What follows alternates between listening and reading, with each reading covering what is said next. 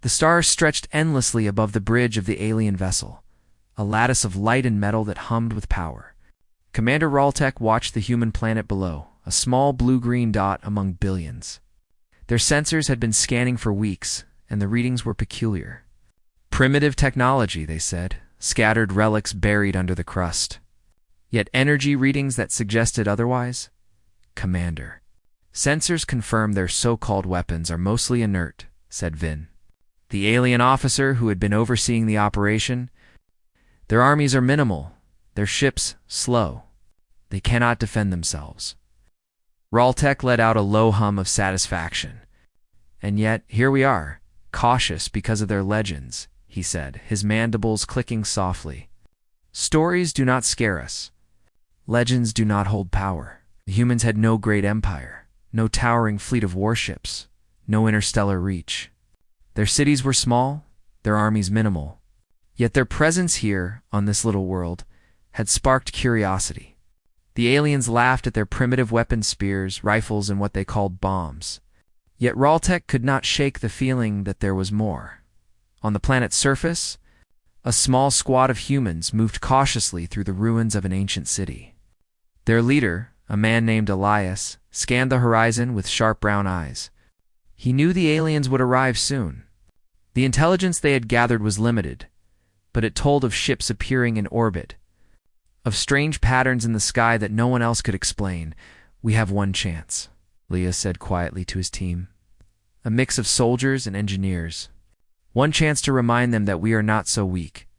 In a hidden chamber beneath the ruins, the humans prepared what the aliens had laughed at, a massive, ancient weapon, long abandoned, but preserved through generations. It was crude by alien standards, made of alloys that were barely stable, fueled by methods that seemed laughable to advanced technology. Yet Elias had faith. Vin, aboard the alien vessel, projected an image of the human facility to the bridge. Commander, look at this. They are activating a device that seems to be centuries old. Hardly a threat. Raltek tilted his head, his multifaceted eyes narrowing. Curiosity, not fear. Still, keep scanners active. Nothing is too small to be noticed. On the ground, the humans finished their preparations. The device, shaped like a large cannon with intricate wiring and energy conduits, hummed softly as it drew power. Elias placed his hand on the control panel and felt the pulse of energy beneath his fingers. It's time, he whispered. The first alien ship descended, its shadow darkening the ruins. Soldiers inside the craft laughed, their voices alien and high-pitched. Primitive creatures think they can fight the masters of the stars, one said. Observe how easily they will fall. Then came the signal. Elias pressed a final switch. The weapon awakened with a roar that echoed through the chamber and into the sky. Energy surged along its conduits, brilliant blue-white light that split the clouds above. The alien ship froze mid-descent. Its sensors began to overload as beams of energy struck it without warning. The laughter of the aliens turned into alarm. Raltek's mandibles clicked in disbelief as the readings showed something impossible. The human weapon, thought inert for millennia, had fired with a force that no alien technology in this sector could withstand.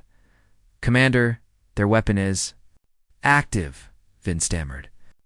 This is impossible. Raltek's claws struck the console. Impossible, yes, but real. Divert all ships. Avoid the blast. The humans on the ground watched as the weapon's energy expanded, creating a dome of light that shimmered with raw power. Every alien ship within the blast radius struggled to maintain control. Communications broke down, and their sophisticated shields, once thought impenetrable, melted under the onslaught. Keep firing. Elias shouted, We protect our world, no matter what. The aliens regrouped, trying to counterattack, but their sensors failed. The energy was not only destructive, but adaptive. Every attempt to interfere was anticipated, every shield penetrated. It was as if the weapon itself had a will. Honed by centuries of human ingenuity and survival instinct, in orbit, Raltek realized the depth of his mistake. We underestimated them, he said. a note of fear creeping into his voice. We thought them weak, and yet the humans had learned to survive countless invasions, countless wars among themselves. Their ancestors had built weapons not only to destroy, but to endure, to teach those who would underestimate them. The ancient cannon, forgotten in the ruins, was more than a relic. It was a testament to human perseverance. A warning etched into history: do not mistake survival for weakness. On the ground, the weapon's energy finally subsided.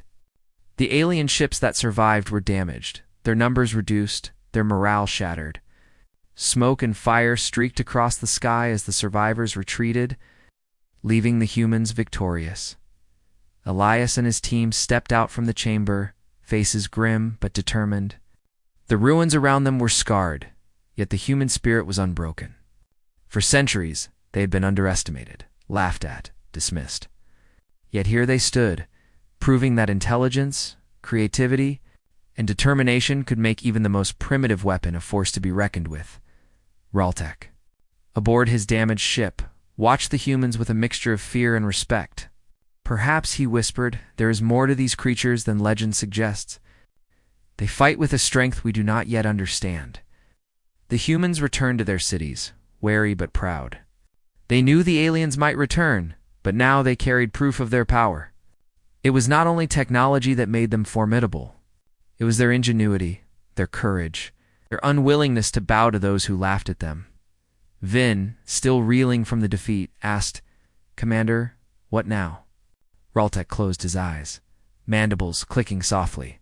"We learn humility," he said, "and we remember that underestimating life in any form can be the greatest mistake a civilization can make."